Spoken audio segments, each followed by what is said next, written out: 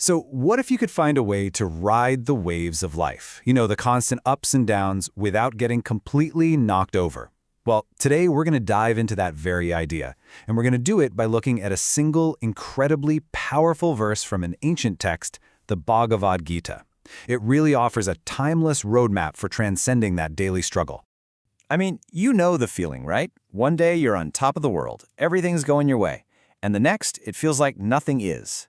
This sense of being tossed back and forth like you're on a roller coaster you didn't sign up for, that is the exact problem that this ancient wisdom addresses head-on. So first things first, the text starts by just diagnosing this universal condition. And let me tell you, it doesn't pull any punches. The core idea is that just existing in this material world is at its very root a fundamental struggle. Look at how direct that is. It doesn't say some of us are struggling or that you struggle sometimes. It says all living things in the material world are in this constant, tough struggle. By just stating the problem so universally, it kind of sets the stage for a solution that can work for everyone. Okay, but why? Why are we all struggling so hard? See, the Gita doesn't just point out the problem and leave it at that. It actually gives us a diagnosis. It points to these three, well, you could call them hidden forces or modes of nature that are behind the scenes influencing everything we think and do. And this right here is the core concept, the three modes, or in Sanskrit, the trai-guṇya. Think of them like invisible puppet strings, constantly pulling us in different directions. They're often translated as goodness, passion, and ignorance, and they literally govern everything from our mood to our choices, keeping us tied up in this material world. And here's the real kicker. These forces are always pushing us toward a result, success or failure, pleasure or pain.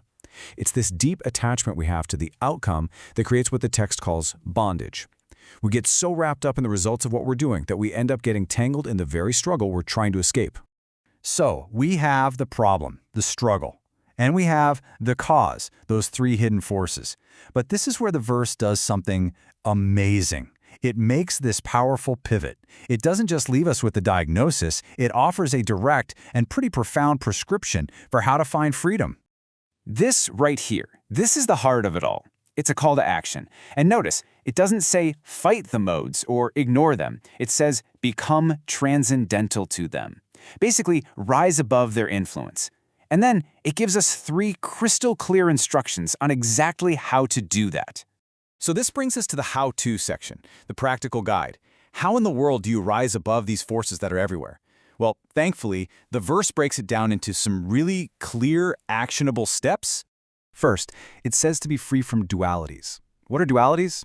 They're basically these inseparable pairs of opposites that define our entire lives. Happiness and distress, warmth and cold, you win some, you lose some.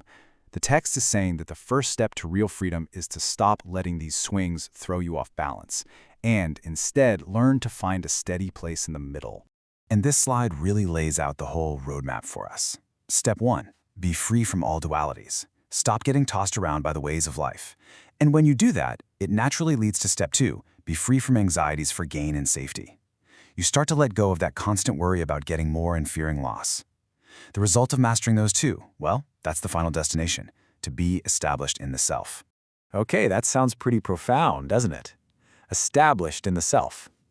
But what does that final state actually look like? What does it really feel like? This is the ultimate goal, the state of being that this whole verse is pointing us toward. It really just means finding this incredible state of inner stability and peace, one that doesn't depend on what's happening outside of you. It's described as a pure spiritual existence, where you're not controlled by needing a certain outcome or thrown off balance by life's inevitable curveballs. You're just grounded. Grounded in something much deeper. So we'll just leave you with this final thought to chew on. Seriously, just take a moment and think about it. What if that constant, low-level hum of anxiety, the one about getting what you want and protecting what you have, what if it was just gone? What would change? How would you act differently? It's a really powerful question, and it gets right to the heart of the kind of freedom this ancient verse is talking about.